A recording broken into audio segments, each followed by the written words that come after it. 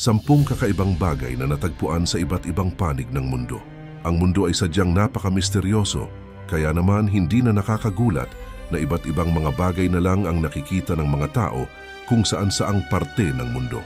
Kaya naman sa video na ito ay naghanda kami ng 10 mga kakaibang bagay na nakita sa iba't ibang panig ng mundo. At kung handa ka na, simulan na natin. Number 1, the Stone Sphere in Bosnia. Ang Stone Sphere sa Bosnia ay isang malaking bato na may hugis bola na natagpuan ni Dr. Sam Osmanagic, isang anthropologist at historian mula sa Bosnia at Herzegovina noong 2005, malapit sa bayan ng Zavidovici sa Bosnia.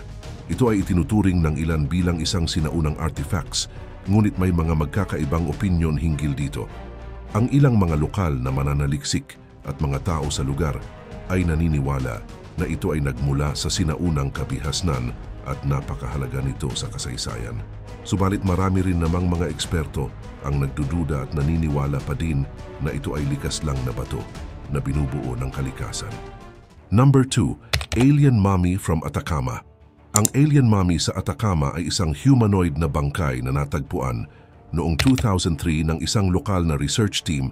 Nakalagay ito sa isang lalagyan sa ilalim ng isang lumang simbahan. At ang pagkakatuklas sa kanya ay naging paksa ng mga pag-aaral, DNA analysis at iba't ibang teorya mula sa extraterrestrial origin. Kilala din ito sa tawag na Atacama humanoid o ATA.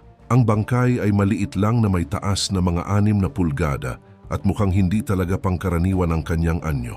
Ito ay naging sentro ng kontrobersya at spekulasyon dahil sa kanyang kakaibang hitsura. At matapos ng masusing pagsusuri at DNA testing, natuklasang ito ay may totoong tao.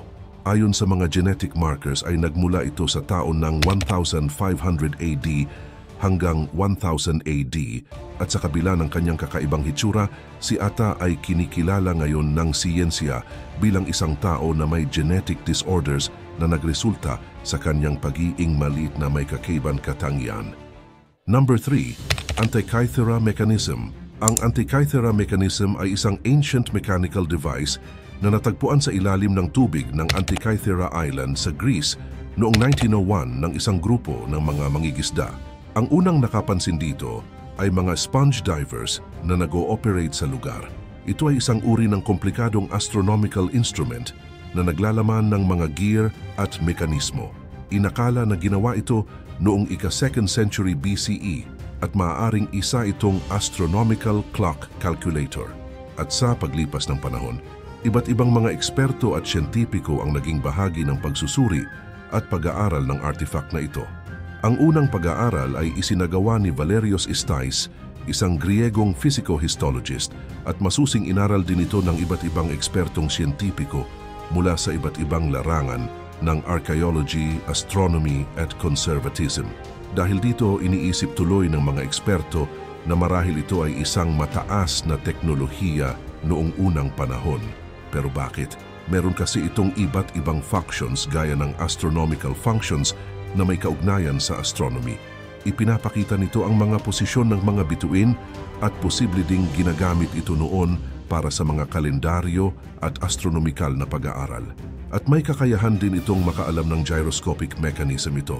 Ang mekanismo na naglalaman ng mga gear at nagpapakita rin siya ng advanced guiding. At meron pa itong calendar functions, merong mga marka at disk ang Antikythera mechanism. At nagpapahiwatig ito na may kakayahan itong magamit bilang isang advanced na klase ng kalendaryo. At ang huli, meron din siyang features na predictive capabilities. Ito naman ang mechanism na nagbibigay ng prediction sa solar at lunar eclipse.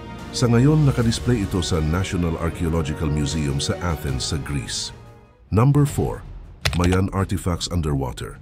Sa kasaysayan ng pag-aaral sa arkeolohiya at kultura ng mga Maya, may mga natuklasan na mga artifacts sa ilalim ng tubig na may kaugnayan sa kanilang sinaunang kabihasnan. Ang mga tuklas na ito ay nagbibigay ng mga mahahalagang impormasyon tungkol sa pamumuhay, pananampalataya, at sining ng mga sinaunang tao ang Maya. Narito ang ilang halimbawa ng mga Mayan artifacts na natagpuan sa ilalim ng tubig. Blue Hole, Belize. Sa Blue Hole sa Belize, isang malalim at malaking sinkhole sa karagatan. Natuklasan ang mga stalactite formations na nagsilbing ebidensya ng pag-iral ng lugar na ito bago pa ito lumubog sa tubig. At bagaman ito ay hindi direktang may kaugnayan sa kultura ng Maya, ay nagbibigay pa din ito ng mga impormasyon ukol sa geological history ng lugar, Mayan ceramics at cenotes. Sa ilalim ng mga cenotes o natural sinkholes sa Mexico at Guatemala, maraming Mayan ceramics ang natagpuan. Ang mga cenote ay naglarawan ng mga sagradong lugar para sa mga Mayan at maaring ginamit ito para sa ritual na mga aktibidad. Lamanay Underworld. Sa Lamanay, isang arkeolohikal na puk sa Belize, ang mga underwater na pagsasaliksik ay nagre-resulta ng discovery ng mga Mayan artifacts. Kabilang sa nga natagpuan dito ang mga lababo, kasangkapan at iba't ibang kagamitan na nagpapakita ng pamumuhay araw-araw ng mga tao sa sinaunang Lamanay. At ang pinakahuli ay ang Bajo de Sico, Honduras. Ang Bajo de Sico sa Honduras ay isang submarine na pook kung saan natagpuan ang mga altar na maaaring ginamit sa mga ritual na seremoniya ng mga Mayan. Ang mga altar ay naglalaman ng mga kagamitan at artifacts na nagbibigay diwa sa kanilang mga ritual na pananampalataya. Number 5, monolith. Ang monolith ay may kaugnayan sa malalaking bato o istruktura na dating ginawa ng mga sinaunang tao. Narito ang ilang halimbawa ng mga kilalang monoliths. Stonehenge monoliths. Ang Stonehenge sa England ay isang kilalang prehistoric na site na binubuo ng malalaking mga bato o monoliths na nakaayos ng henge system. Ang mga monoliths na ito ay may mahahalagang astronomical na kahulugan at naglalarawan ng maayos na pagplano at konstruksyon ng mga sinaunang tao. At heto naman ang moai ng Easter Island. Ang Easter Island sa Pasipiko ay kilala sa kanyang mga moai. Malalaking bato ito na inukit at inilagay sa mga platform. Ang mga moai ay itinuturing na mga monoliths na may malaking kahalagahan sa kultura ng Rapa Nui. Georgia Guidestones. Ang Georgia Guidestones sa Estados Unidos ay binubuo ng malalaking monoliths na naglalaman ng mga inskripsyon sa iba't ibang wika. Ang layunin ng inskripsyon nito ay nagbibigay daan sa mga tao na ingatan ang kalikasan at iba pang mga aspeto ng buhay. Göbekli Tepe. Ang Göbekli Tepe sa Turkey ay isang arkeolohikal na site na naglalaman ng mga malalaking monoliths na may mga nakaukit na imahe ng hayop at simbolo. Ito ay itinuturing na isa sa mga pinakamatandang kilalang templo sa mundo. At ang pinakahuli ay ang Utah Monolith. Ang Utah Monolith ay isang kakaibang pangyayari noong 2020 kung saan natagpuan ang isang metal na monolith sa ilang bahagi ng disyerto sa Utah sa Estados Unidos. Ang pinagmulan nito at layunin ay nananatiling misteryo at wala pa rin nakakaalam kung paano ito napunta dito, kaya naman ito ay naging malaking usap-usapan sa buong mundo hanggang sa ngayon. Number 6, the underground city in Nevşehir.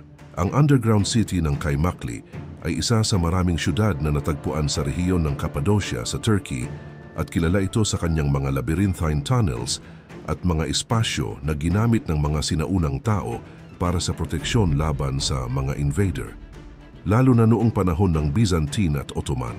At ang nakakagulat, meron ditong mga kwarto, silong, mga bahay, klinika, simbahan, at meron pang espasyo para sa hayop.